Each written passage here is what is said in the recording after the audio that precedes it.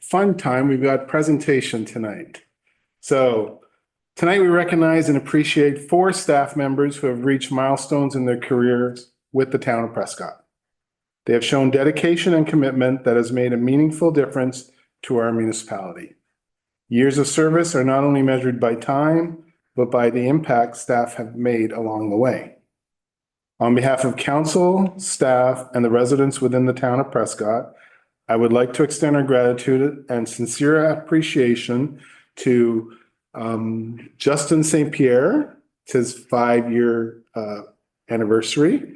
Tracy Day, 15 years. And Andrew Wilson, 15 years. We also have Matt McCaw, but he's not here. He has a new baby or something, doesn't he? They're away. Oh, they're away. Okay. It's not the baby then. We won't play the baby. So we have a certificate and the right pin for all of you. So if you could come on up and we'll get a picture. Maybe we'll do a picture with council if council would like. Oh, that's much better, Andy. Come on over. Oh, that is yours, Justin. Find your pen. That one's yours, Tracy. Thank you very much. And Andrew, that one's yours. Thanks, Brad. Welcome. Welcome. Just do a quick check. Oh, there's a lot of come on, you guys should be in the middle. You guys be in the middle. Come on, center attention. Oh, yeah. So much. I was gonna say, can we squish in? Sign them.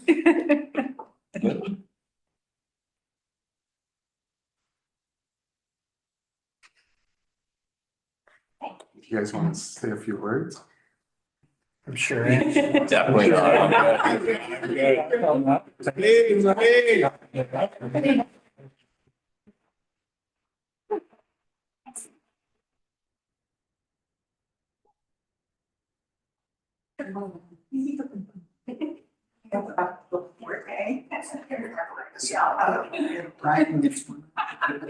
Chloe, you weren't here when I mentioned the pin, proper pin. So I think the first time I did this for Bob Dixon, it was his 30th maybe? It was a big number. And we had to give him I had to give him 2 pins to add up to the number. We were not very happy about it, but come around. I don't think I'll ever forget that one. He still talks about it. I know. You'll probably mention it a few times. If he doesn't, I will. Yeah, for sure. Retired. All right. Next up, we have the financial audit by our treasurer, Matthew Armstrong, and Lori Huber from KPMG. I thought I heard her earlier. There she is. All right. You guys got, the motion is that the financial statements for the corporation of the town of Prescott for the year that ended December 31st, 2024 be accepted as presented. Can I get a mover and a seconder? Councillor Ray Young, Councillor Mary Campbell. Lori, the floor is yours. Actually, It's Matthews. it'll come to me first. And Okay. then I'll go through the financial statements. Then I'll hand it over to Ms. Huber to talk about the audit findings report, and then discuss any further items at the end. So just a note on timing. So the 2024 statements are now complete as of this evening, and due to the ministry by December 31st, this is in compliance with the extension provided by the Ministry of Finance to all municipalities. There are currently approximately 1/3 of municipalities working towards this deadline, of which we are one as well. And we're expecting the 2025 statements to be completed within historical timelines. From this statement of financial position, which is sometimes called the balance sheet. So you can see cash, short-term deposits decreased by almost $2 million, but we had capital expenditures of 7.3 million, which is identified there. Taxes receivable are up by approximately $86,000 to $864,000. The majority of that increase is in the area that's 1 year past due. And then user charges receivable decreased by $58,000, and that was largely in relation to water and sewer charges in arrears added to property taxes. So accounts receivable, 4.9 million. Of that, 975 is the arena grant, 2 million is the water tower grant, HST receivable, CIP loans, and then other municipalities. Accounts payable, 3.2 million. Of that, 475 is regular payables, 890,000 is project holdbacks, 416 is accrued charges, accrued payroll liabilities of 312,000, and refundable building deposits of just over $1 million. Long-term liabilities, we made 717,000 in principal payments on debt. Temporary borrowing remains at 10.8 million, and that's for the cash flow for the new arena, as well as the water tower while funding is being received. And then tangible capital assets increased by 4.8 million, which is the 7.3 in additions, less the 2.5 million in amortization. From a revenue perspective, so statement of operations, sometimes called the income statement, property taxation was $41,000 higher than budgeted due to growth. However, it was also offset by higher than expected write-offs. One-time government grant higher by 302,000, 105 or 158 is due to the sanitary overflow monitoring grant, which was a one-time grant. And then the mobile crisis response team funding was 150,000.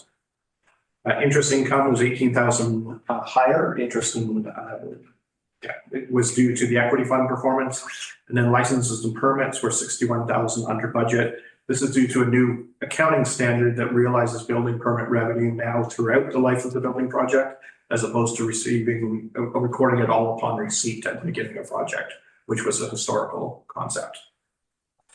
User fees were $107,000 higher than budgeted. The majority of that was in water and wastewater fees. Penalties and interest were 31,000 higher than budgeted, and that's due to a higher outstanding balances for property taxes.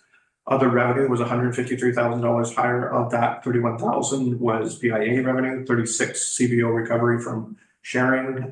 There was the sale of ED19, which was 39,000, which was our portion of it, and then 25,000 contribution towards the fire truck from the Firefighters Association. And then investment in Reno St. Lawrence was $108,000 higher than budgeted due to the performance. From an expense perspective, it's overall $342,000 higher. When we take a look at tax write-offs, that was 43 higher than budgeted, and 32 of that is federal government not paying the full portion of their payment in lieu. The community improvement plan grants were 204,000 or 245,000, which is funded through the CIP reserves, 24,000 for BIA expenses, 5,000 for the cemetery expenses, which was offset by revenue. Library expenses were 12,000 higher than budget, partially offset by revenue, the remainder from the library reserve, and asset retirement obligation of 10,000. From other perspective, changes in net debt increased by 2.3 million. That's due to the substantial capital spending. Statement of cash flows obviously decreased by 2 million. Again, capital spending is largely responsible for that. And long-term debt, 3 loans were retired in 2024, and 1 more in 2025. So that's as we continue, some will be added and some will decrease. Notes of the financial statement, municipal equity. So 78 million has been invested in capital assets. 12.7 is unfunded capital at this point. The new arena, 6.7 million. The new water tower, 2.8. Street lighting project from a number of years ago, 665. The new fire truck, which we're to receive our amount today from Infrastructure Ontario for the debenture, is 935,000. Road and industrial park infrastructure, 880. Public works addition, 237. New asset retirement obligation, 296,000. And the downtown beautification project to be funded by a grant in 2025 of 156. So the reserves are at 6.4 million, which is a net increase of 116,000. So at that point, it covers most of the financial statements. I'm more than happy to pass it over to Lloyd Huber from KPMG. And just before we do that, I want to extend my thanks again to our KPMG partners and smooth audit process, and certainly we work together to make it as efficiently and as effective as possible. And So again, we'd like to thank the team at KPMG for doing so. Wonderful. So with Sorry. that, thank you very much. Sorry, Lori. Before you start, there was a question over here, Hmm. Deputy Mayor McConnell. Thank you, Mayor Shank. Matthew, going back to statement of financial position, balance sheet, temporary borrowing, construction loan, 10,825,10. Is that 10,825,10 including interest? Or if not, if that is the actual principal, is the interest included in the 717 before that? Or where's the interest? The interest is in the amounts that are accrued to the water tower in the arena. Because it's a construction loan, we incur interest and pay it on a monthly basis and add it to the two projects that it relates to. So for example, if, just going to take a figure, if the rink was $20 million, whatever the interest was on this 10,825,10, it would be 20 million plus that we would eventually have to come up with. Correct. Thank you. And I just have one question, Matthew. In your last municipal equity, you have water tower at 2.8 million, or it says K on here? I'm sorry, that should be mine. Okay. All right, Lori, you're up. Wonderful. Thank you very much. Good evening, everyone. It's my real pleasure to be here before you. I have given you a lengthy report as part of tonight's presentation, but I will assure you, I will assume that you've taken a little bit of a quick read in advance of tonight, so I won't go through each of the items, but certainly wanted to echo Mr. Armstrong's remarks, looking at the data in terms of the submissions to the province. I'm still working on some 2023 files and have a lot of 2024s to go. So certainly pleased to be here tonight to finalize 2024. So we are essentially complete, subject to council's final acceptance and approval of the financial statements, upon which we will be able to deliver our audit report in final. I've given you a number of graphs as part of our presentation, really just to give you a little bit of an observation visually in terms of some of the trending. I don't need to go through any of it in detail. Certainly from our perspective, we do this in a lot of our municipal audits, and certainly there's nothing that jumps out at me. It's always interesting to sort of look at yourself over the course of the last 5 years. Certainly reserve and reserve funds are always something that is certainly of great interest to councils, as they should be.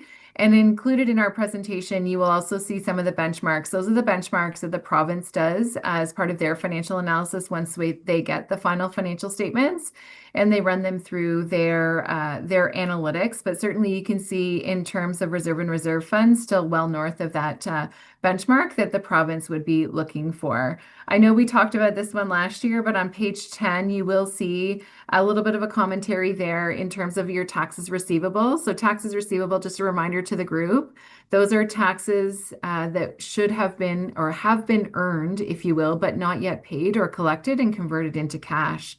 So they sit as a financial asset on your statement of financial position, otherwise known as your balance sheet. And so what the province does when they look at these numbers, they will take a look at the taxes receivable as a percentage of the current levy, and they would suggest anything 10% or less would be good or green. You can see certainly on page number 10 of our report that certainly hasn't been met for the last 2 years. I would say that doesn't tend to be as uncommon as it has been in the past. We are seeing some slippage in that regard, but certainly making sure that the team is mindful of that and continuing on with the collection efforts to get that cash into the bank. In terms of the audit itself, you'll see starting on page number 13 of our report in terms of what was new and different. Mr. Armstrong had mentioned the piece that was new for 2024, and that was really around the revenue recognition. In particular, there was one large amount that was received in year in terms of a user fee that is now accounted for differently under this new standard. So that is sitting as a deferred revenue, so not part of your statement of operations, and that will come in over the course of time as the milestones are met and the amount is earned. So certainly pleased with the work that the team did in terms of the implementation of the changes this year. In terms of our audit approach, starting on page number 14, you will see it continues to be very much a risk-based audit. So we do have the benefit of auditing a number of municipalities and certainly taking a similar approach, save for any nuances. However, in addition to that, in terms of the risks that we might assess as part of our audit plan before we execute the details of our audit, we are required to incorporate a presumed risk specifically related to fraud. I know I talk about this a lot at councils and certainly not meant to raise any red flags. It is not unique to yourselves. It is included in every single financial statement audit that an auditor will do. And you can see the work that we've done to mitigate that risk and really nothing to bring to your attention in that regard. So another new good news story. On page number 18, you will see something we've started to include over the course of the last few years in terms of our relationship with yourselves being those charged with governance and your role in terms of the oversight of the financial reporting process. There are specific things that are mandated to us by our professional standards that we are required to share with you. Pleased to say, as you look at all of these matters, certainly nothing was discovered or uncovered through the course of our audit work. So pleased to say there are no matters to report in that regard. The quality of the books and records certainly remains strong in terms of our auditor intervention, if you will, in terms of audit misstatements. You will see it is a clean sheet again for fiscal 2024, and that really means the statements that are part of your package here tonight were the same ones that were provided to us at the start of the audit. So there really was no auditor intervention, which is another good news story. Pleased to say as well, as part of our audit, we not only focus on the numbers, but we are required to sit down with the team and understand the systems, processes, and controls that culminate into the financial reporting process. We've done that again this year, and certainly pleased to say we've not made the determination that we believe there's a significant deficiency in internal controls either. We have remained independent. That's really the beauty that we bring to the table as that external set of eyes. We've not provided any non-audit services to the corporation through the course of the year. So there's nothing there that might encroach on our ability to provide an audit opinion. And that takes me to the final piece to draw your attention to, which is included at the back of our report, also included at the front of your draft financial statements, which is our single deliverable, which is our independent auditor's report. So based on the findings presented here tonight, certainly it is our opinion that we believe the financial statements do present fairly in all material respects the financial activities for the year ended December 31, 2024. The audit report is a standard clean report. It is lengthy. It does cover all the things that it is required, and it will be dated on or after today, assuming the financial statements are accepted and approved by council. So that, Mr. Mayor, is the conclusion of my presentation. And as always, certainly welcome any questions or comments there might be. Thank you very much, Lori. Any questions for accountant? No? All right. So we have a motion on the table to accept the financial statements for the corporation of the town of Prescott for the year ending December 31st, 2024. All in favor? Carried. Thank you. Wonderful. Have a great evening. Thank you. You too. That was good. Okay. No delegations tonight. Next up is minutes of the previous council meetings. We had two. The first one was we'll do as a regular council meeting, December 1st. Motion is that the regular council minutes dated December 1st, 2025 be accepted as presented. Can I have a mover and seconder for that? Councillor Campbell will move it. Councillor Tracy Young will second it. Any questions, concerns in the minutes? Seeing none, I'll call the question. All in favor? Carried. Thank you. Next up was a special council meeting, December 1st. The motion is that the special council minutes dated December 1st, 2025 be accepted as presented. Moved by Councillor Burton, seconded by Councillor Kirkby. Any questions about those minutes? Seeing none, I'll call the question. All in favor? Carried. Thank you. Okay, no communications or petitions tonight. Next up is consent reports and the council information package. A motion on the table is that all items listed under the consent reports section of the agenda be accepted as presented. Is there anyone that wants to move anything out of the council package? Seeing none, we'll get a mover and seconder, please. Councillor Kirkby, Councillor Campbell, all in favor? Carried, thank you. Okay, no committee reports. So the mayor's report, since our last meeting, we had a great Christmas luncheon. full of Lindor chocolates at the Prescott Golf Club, and that was for all staff, volunteers, and committee members. So we had a good turnout. I think we probably had 45, 50. So a lot of chocolate, but it was a very good night, and it was a good afternoon. And then it was followed by some curling afterwards, and I heard Councillor Campbell won that. Good job. No. No? Oh, Not okay. there. Not there? Not We that were one. teaching Counselor McConnell and teaching. Ah, No, this okay. was the club, the curling, I'm just bragging for the meeting Okay. of our Christmas sponsor. Gotcha. So I also attended a St. Lawrence corridor meeting that was held at Northern Cables. It was a nice meeting, a nice boardroom. It's pretty interesting. They have all these electrical panels in their boardroom. And I walked in and I'm like, oh my God, they're all open and like you can see the wires and everything. And then I realized, oh yeah, this is what they do.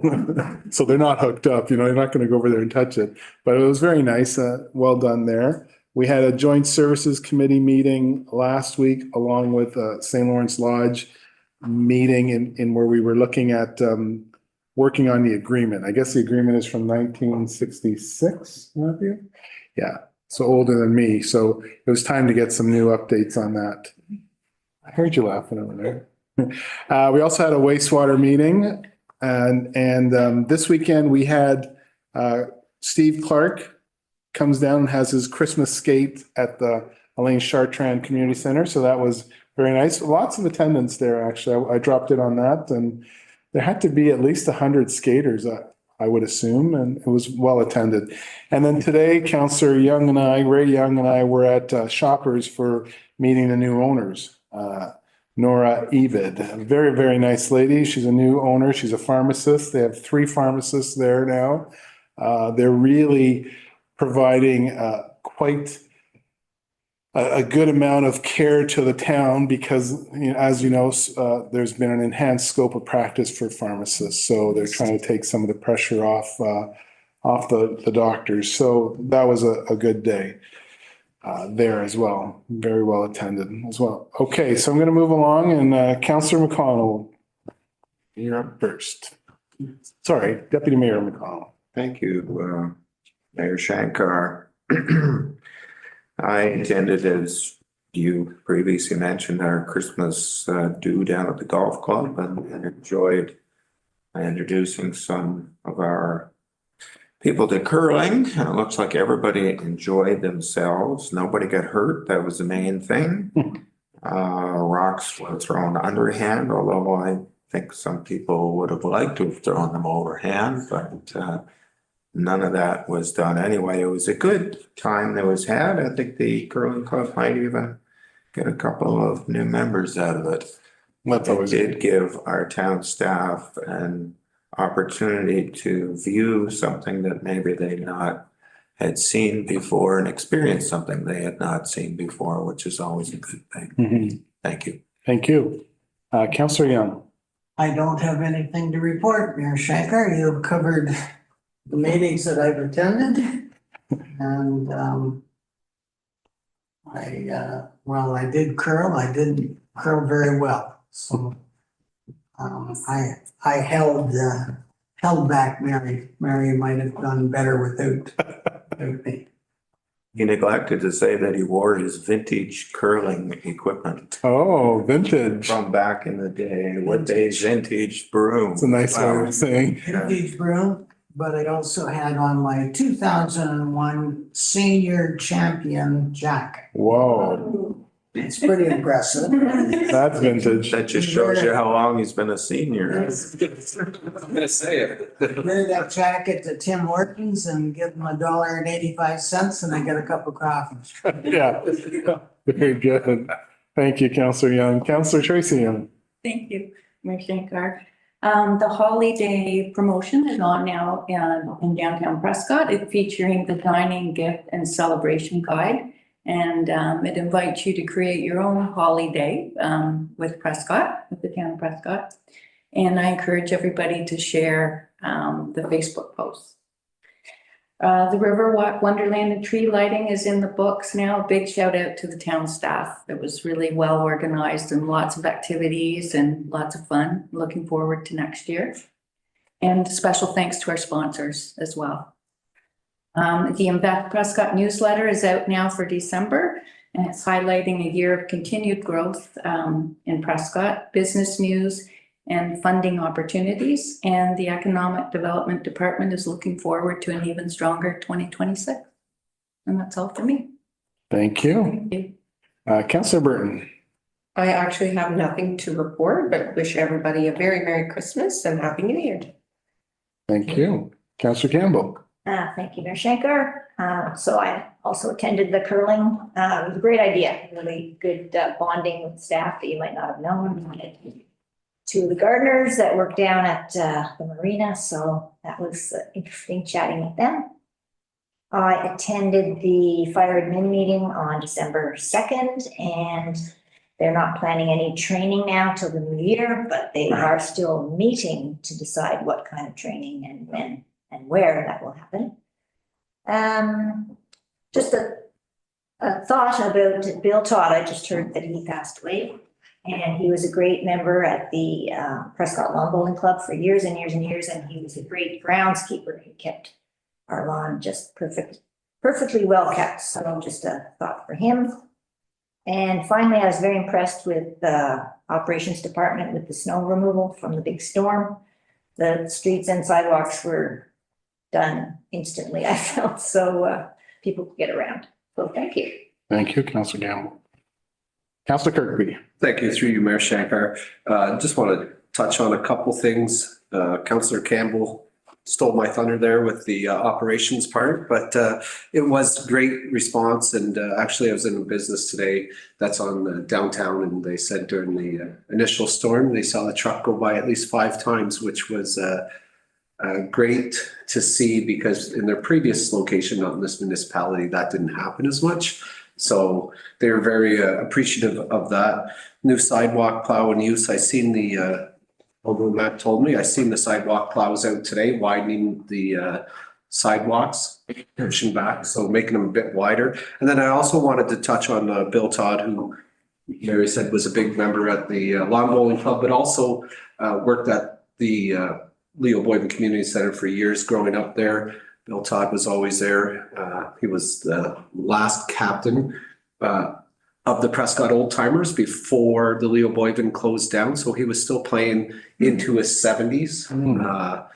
You know, he had the room 3 dedicated to him, which was 2 dogs. That was Bill's nickname amongst the hockey community, was 2 dogs. And I won't explain the story, but he several trips with my grandfather over to Ogdensburg and different events. He played hockey with my grandfather and my father. Right. So that's just how long that he stuck around the game. And growing up in the rink, I would consider myself a rink rat. Bill was one of the great workers there. That was always good to the kids. So thank you. And I just want to wish everybody a Merry Christmas and Happy New Year. Thank you. Yes. With that in mind, Mayor Shankar, I have a motion here. It's moved by myself and seconded by Councillor McConnell, that council directs staff to lower the flags to house staff at the town hall to honor the passing of Bill Todd, a former municipal employee of 30-some years, I believe it was. And he passed away last Wednesday at 95, which is remarkable as well. So our best to his son, Brett, daughter-in-law Lori, wife Ray, and stepdaughter Lori. Very good. So you have a mover and a seconder for that? Moved by myself, and seconded by Councillor McConnell. Is now a good time to do that? Okay. So we have a mover and seconder. We'll call the question. All in favor? Passed unanimously. Very good. Good motion. Oh, I should sign it.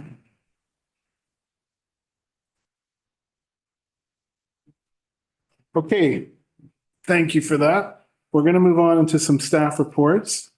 We've got 3 of them today. The first one needs a decision. The second and third are for information only. So the first one today is staff report 84-2025, the water tower demolition results. Motion is that council approve the selection of Demolition Plus for the demolition and removal of the elevated storage tank in brackets water tower located on Wood Street at a total tendered amount of $622,900 plus applicable taxes. Mover and seconder for that. Councillor Campbell, Deputy Mayor McConnell. Matlock, the floor is yours. Thank you, Mayor Shankar. So this is in reference to the older water tower on Wood Street. It was initially constructed in 1974. It was replaced last year, so the new water tower went online in late 2024. So since then, the tower has been drained and it's been sitting there essentially as a vacant structure. So EDB Engineering, along with town staff, administered a request for quotation for the demolition of this tower. The RFQ required firms to submit staging and construction plans, relevant experience, and project schedule as part of their application. And so only firms deemed qualified by this process would have their bid prices reviewed. We did receive 3 bids, and all 3 bids met our technical qualifications to proceed. So the low bid that we received was $622,900. It was submitted by Demolition Plus of Cornwall, Ontario. Within the report, we have the 3 bid prices. There's a large difference between the bid prices. So low bid was 622. The other 2 bids were over $4 million, one around 4.5 and one just shy of $5 million. So obviously this is atypical. There are several factors that appear to have contributed to this difference. Demolition Plus cited the most experience specifically with water towers and with this type of tall concrete structure demolition. So we believe there's some competitive advantage there in having more expertise. This contractor is located much closer to Prescott. The other 2 contractors were one in the GTA and one closer to London, Ontario. Some of the bigger changes as well, Demolition Plus is proposing the use of mast climbers as opposed to a typical scaffolding. So it's almost essentially like an elevator for a backhoe or a loader to be lifted up on site. And so essentially allows them to use heavy equipment to take the structure down layer by layer with the use of heavy equipment, so they can move significantly faster than a more typical structure where you would spend a month or longer setting up a traditional scaffolding and then do a much more labor-intensive non-structure demolition. Additionally, because they're not proposing a traditional scaffolding, they're proposing the use of water misting for dust suppression rather than a more traditional method of scaffolding the whole thing and then tarping the whole thing. So by uses of these pieces of heavy equipment, they can complete it for less money and do it in a shorter time frame. So when we look at the alternatives to this project, council could choose to leave the structure in place and not proceed with the demolition. This would require regular structural inspections to determine the service life remaining in the structure. The last inspection of this type was done in 2017. At that time, the recommended replacement was to be done within 5 years. So as such, we don't recommend this option. So the low bid was $622,900. The initial project budget is $500,000. So the tender amount is $122,900 above and beyond what we budgeted for the project. Staff is proposing using the recently endorsed draft water and wastewater agreement between the town of Prescott and the township of Augusta to fund both the remaining debt that will exist as part of this project, but the remaining debt related to the water tower project as a whole. So as part of this agreement, the town receives $3,931 per property connected to water services.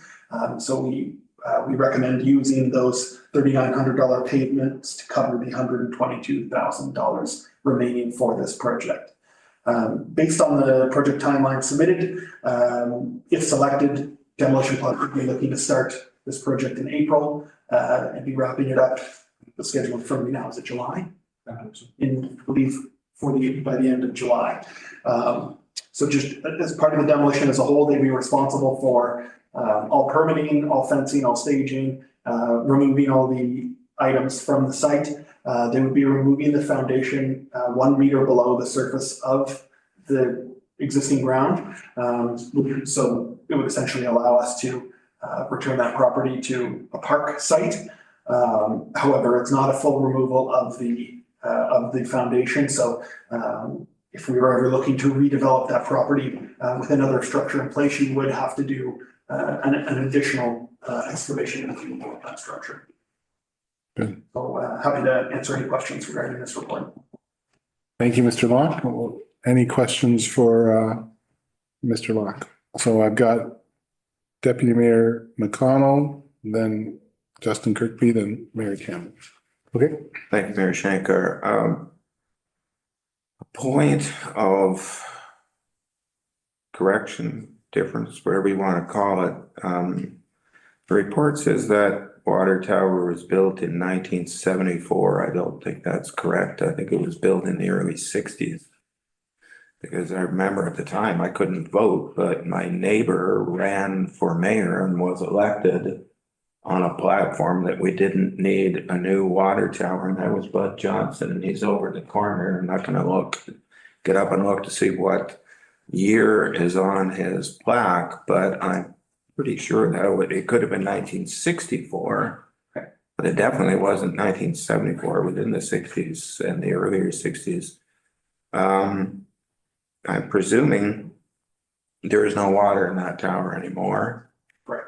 So just to allay anybody who might be watching, if the thing did fail, we're not going to be flooding the neighborhood with water. It would be likely a drop of the top portion to the ground, which would be quite a surprise in itself. But I'm not suggesting that we don't do it simply because it's not under pressure. I'm fully in favor of doing it, but financial implications is what I'm concerned with here. It says the recently endorsed draft water and wastewater agreement between the town of Prescott and Township of Augusta will fund the original long-term debt portion of the water tower project, avoiding the requirement to enter a long-term loan. As part of this agreement, the town of Prescott will receive $3,931.20 per property. No, that can't be right. $3,931.20. Wow, that'd be a deal, wouldn't it? $3,931 per property connected to water services. Now, if I remember that agreement correctly, the original agreement that came to the wastewater management board meeting, and four of us were there, was not passed as it was, because it would have required Prescott to essentially swallow about $8 million worth of funding. There was a proposal that Augusta take on that $8 million. We haven't heard anything about that yet. I presume that's been presented to Augusta and maybe under negotiations with our staff, and we'll find out about it down the road. But assuming they do take on the $8 million, the way I understood it was explained is the amount of money for the hookups for the first 479 homes that were built in Augusta Township would go towards funding that $8 million, which was a 3 and a 5 together. And Prescott wouldn't see any money until after the 479 were connected. Since that time, I've been thinking about it, and if Augusta is footing the bill for $8 million, I suspect there's going to be interest on the $8 million. So it looks to me, and Matt or Matthew, whoever feels comfortable in commenting this or explaining it or telling me how I'm wrong, which I hope I am, it seems to me we're not going to see any money from this till a long way down the road. Have I looked at this incorrectly, and if I have, and I hope I have, can you correct me, please? Certainly. Through you, Mr. Mayor. So the amount that we were referring to in terms of the amount that we kept and put towards that $5 million amount is for wastewater only. The water amount would still come to the town of Prescott because it has nothing to do with the Hughes funding. So there is no Hughes funding going towards the expansion of the water treatment plant or anything like that. So that 3,900 still comes from house number one all the way through the end of the agreement. So that's why we're confident and feel comfortable that instead of taking a long-term loan, which was the original intent when it came to the water tower replacement, that we would use that and it would start at dwelling number one. Very well explained, and I'm glad I was wrong. Thank you. Thank you. Councillor Kirkby. Through you, Mayor Shanker. Matt, this tender here of 622,900. Is there is that it? That means for that price, they're gonna remove it, or is there a chance of overruns on that cost? There's certainly nothing we're anticipating in terms of extras. The contract would be to demolish and remove everything stated in the agreement, and so we wouldn't anticipate any extras at this time. We don't, so let me ask you this, if that price becomes, they've run into something else and they need an additional 150,000 to take it down, are we on the hook for that, or are they? So it's a fixed rate contract, so they would be mandated to do the work stated in the contract for the price permitted. As opposed to, say, an East Street contract where it's unit rate based on quantities. This is not based on a measuring of quantities. This is a task for the price and they're gonna complete the task at that price. There's no. Correct. Yeah. And then just a question on, you said that I guess for no better term, the foundation that goes into the ground, do you have a rough estimate of how deep does that run? Not something I needed to know, but I was just thinking in my head, if it's 10 feet or 20 feet, it would just be an excavation required, right? Would that be, I guess, something that we would have the power to do as a municipality, or no? In terms of our own staff and equipment, Yeah. it would be beyond us. Okay, just wondering. All right, thank you. Thank you, Councillor Kirkby. Councillor Campbell. Through you, Mayor Shanker, to Matt, I've been reading about removal of all structures to a depth of 1 meter below finished grade, and I didn't see that actual number in their scope of practice. Does it have to be included in there? Unless it is in there, but I didn't see what they've said they're going to do. In the pack, oh, okay, I can double check that. It was certainly part of what was included in the bid package that they were bidding on. Okay. So I can certainly confirm that with the UEB and with the Okay, contractor. 'cause I didn't see. Okay. Okay. Thank you. Thanks. Anyone else? Follow up? Please. There are neighbors relatively close to that water tower. My nephew being one of them. Is the company required to provide insurance in case there is damage to a neighboring structure? And are they required to examine neighboring structures before, like we do with our sewer construction, before construction? Because what I'm thinking is if some huge chunk of concrete should happen to drop and cause a vibration, it could damage a neighboring building, even if it didn't fall on it. So where are we there? I don't want us to have to wind up paying the piper in a case like that. Yes, so I can confirm that there are insurance requirements related to this work. In terms of a pre-construction survey, I'm not sure the specifics, so I will look that up and get back to you. Very good, thank you. All right. Councillor Young. Matthew, is there any point to delaying this? No. No, that's simple enough, yeah. Yeah, so we went back and forth on whether do we leave it, do we take it down, that sort of thing. At the end of the day, this exact same methodology that was used to construct the tower has failed in other municipalities previous to like a decade earlier than what we're talking with our tower. And so it has to come down. And so waiting any longer only causes inflation. Probably just going to up the price. Correct. That's fine. But we didn't have that internal discussion, went back and forth a number of times and don't see the advantage of leaving it. Okay. I think if we only had 2 submissions, we probably would have delayed it. Yeah. Especially if there were the other two. Exactly. Those 2, yeah. All right, good to go? So I'll call the question. All in favor? Carried, thank you. All right, next up is staff report 85-2025, the 2026 Ontario Provincial Police Annual Billing Statement. This is coming from our treasurer and CAO, Matthew Armstrong. Matthew, the floor is yours. Thank you very much. So we have received the OPP billing for 2026.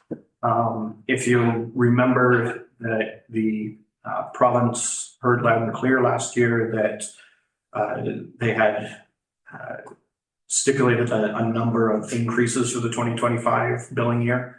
And ultimately, ours went from an increase of 18.7% to 1.5. They went back, took a look at the formula, instituted an 11% cap from year to year, and then issued the billings just in the first week of December. So there's an increase to 2025 revised billing of 15.5%. So just immediately before we start, from 2025 to 2026 is a 15.5% increase. The reconciliation for 2024 was 11.4%. And so when you add those 2 together, that's how we come to a 26% increase overall. If we had not been capped, then it would have been 320,000 increase that we're looking at. However, with the cap, it's now $133,565. What it also means is that because we were capped this year, $54,000 of the 2025 increase wasn't covered. So we expect that to be the starting point for next year of at least a 4% increase. And if they run anywhere similar to their increase for 2026, then again, we would get capped at the 11%. Certainly, we've included the kind of the calculations for 2024, the revised for 2025 and 2026, so that you can see that. Again, we also included the last 11 years and what that has looked like. In, I believe, 2014, 2015, they instituted a new formula, and it took 4 years in which to implement that. And that was to the town of Prescott's benefit. In 2015, it was 1.7 million. By 2018, it was 1.152 million. We've been kind of hovering around that $1.2 million until 2025. And then in 2026, obviously, we see the $133,000 increase. During the annual savings from the 25 to 2018 period did go to funding the new fire hall, as well as will support the debt payment for the new arena. The 2026 increase capped at 11% is approximately 2% increase for our property taxes. So we also included the various letters that we received from the Solicitor General, as well as the OPP billing group. More happy to answer any questions there might be, and see where we go from there. Thank you. Thank you, Mr. Armstrong. I know that I spoke to quite a few of my colleagues, and they were all in the same boat with 11%. So we're not outliers there. Any questions on this OPP billing? I think through your association on the Mayor's Caucus and the United Counties Council, that the OPP discussion should not be a matter of offhand comment that everybody is in the same boat, but the simple fact of the matter is when I joined council in 2010, we were, I think 2011 was going to be over $2 million. That handicapped our council to the point where we couldn't do anything other than raise taxes substantially. And the only reason that we've been able to build this new fire hall, this new rink, is that the savings from the $2 million down to the 1.1 has given us money that we've been able to use for such a variety of things that people in this town needed, infrastructure that have been let go for so long. So if we look at an 11% increase, which I find totally unacceptable, for the next, 7 years or so, we're back up to $2 million again.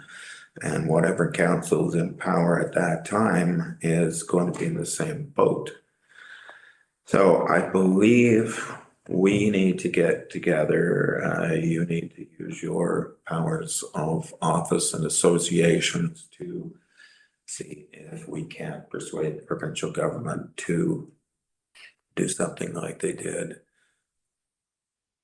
13, 14 years ago and accept some of the cost of OPP policing. For a community like ours that doesn't have a huge commercial or industrial tax base, it's all on the backs of the property owners, and it is not acceptable. We can't deal with that going down the road. So I'm not gonna make a motion or anything, but I would certainly urge you, wherever you can, to pursue that. Mayor Shank. Thank you. Thank you. Councillor Young?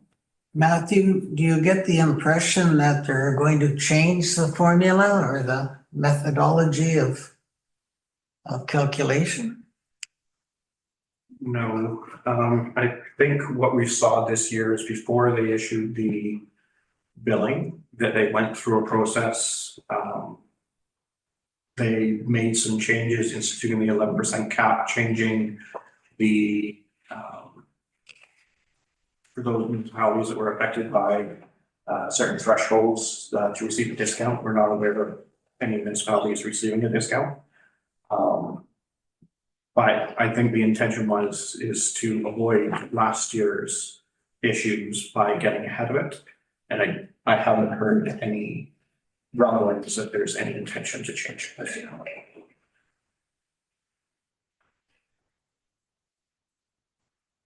Anyone else? All right, thank you, Mr. Armstrong. Next up is staff report 12.3. It's staff report 86-2025, the financial report up to October 2025. Information only. So Matthew, again, this floor is yours. Very much. So we're looking at the 10 months ended October 31st. Certainly, I've mentioned a couple of times now that we've had some stress on the bank account and our ability to earn interest. We are happy to say that we received the $2 million water tower grant, as well as the fire truck debenture was issued today. So that certainly helps. But we will not meet our total budget for $100,000 in interest revenue for 2025. That being said, we did receive 2 WSIB dividend rebates this year, totaling $80,000, which will help offset some of those revenues that won't meet the expectation or expenses that are higher than expected. From a protective services standpoint, we did talk about the building permits and how they have been changed. And so, again, we're not expecting to meet our total building permit revenue. However, we will be able to bring in some of the amounts that were paid in 2024 into 2025 for those projects that continued over into 2025. And similarly, the grocery store that started in 25 will be partially moved over into 2026. When we take a look at the expense side, tax write-offs were higher than we expected due to some reconsiderations and appeals that occurred this year. And then October was high in recreation expenses due to the YMCA contract being paid out for the pool for the year. We expect those to, in terms of recreation, to bring them back within budget over the last 2 months. When we take a look at the overall, there's no significant variances that we're expecting. Just a couple of minor ones that we mentioned above and below, but with the offset for the WSA. Thank you. Thank you, Mr. Armstrong. Any questions on our 10-month financial report? No? All right. Thank you.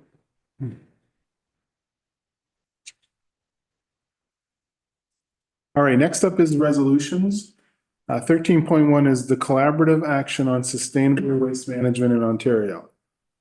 Would either Deputy Mayor McConnell or Justin Kirkby like to read the resolution? Oh, it looks like you are. It's fine. Moved by myself, seconded by Councillor Cookby. Whereas the Council of the Corporation of the Town of Prescott supports,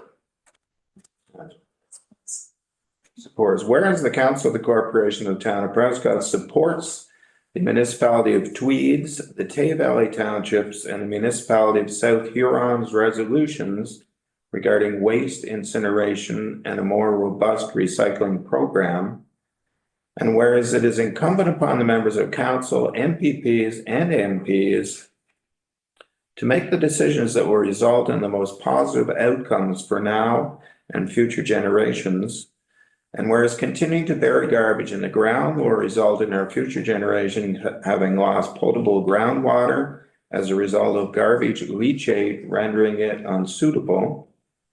And whereas burying garbage, particularly organic waste in landfills, leads to the production of methane, a greenhouse gas, which escapes into the atmosphere and contributes to climate change, causing more environmental destruction.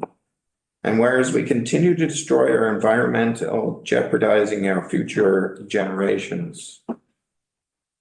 And whereas we have worldwide technology that will allow us to use of clean incineration and also produce much needed electric energy, be it resolved that the Council of the Corporation of Town of Prescott support the municipality of Tweed in investigating the possibility of working together with Ontario municipalities, provincial and federal governments, and manufacturing partners to form a working group to ensure that waste disposal issues can be resolved quickly, efficiently, and effectively with the use of incineration, more robust recycling programs, and sustainable practices so that future generations will not suffer from our environmental mismanagement, and that this support be sent, this report be sent to Premier Ford, Merritt Stiles, leader of the official opposition party, and all Ontario municipalities.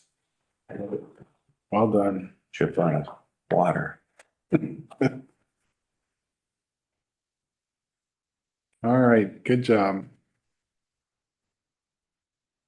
Do we have to call a vote on that? Yes. Seconded by Councillor Kirkby.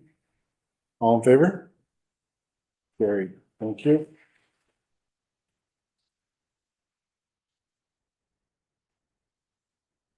All right, no bylaws tonight, no notices of motion, no mayor's proclamation, so I guess I could have read that. Period for media questions. Is there any media online? I know John said he was going to be watching it today. We're all in the Christmas spirit. Mhm. So I got a motion that council move into closed session at 7 p.m. to discuss matters pertaining to approval of closed session minutes from December 1st. And under section 239 2C under the Municipal Act, acquisition or disposition of land, and under section 239 2K under the Municipal Act, plans and instructions for negotiations, specifically potential negotiation of sale of municipal land, and that the CAO, Treasurer, Director of Admin, Clerk, Manager of Economic Development and Tourism, and Deputy Clerk remain in the room. Can I have a mover and seconder for that? Councillor Kirkby, Councillor Burton, all in favor? Perfect, thank you.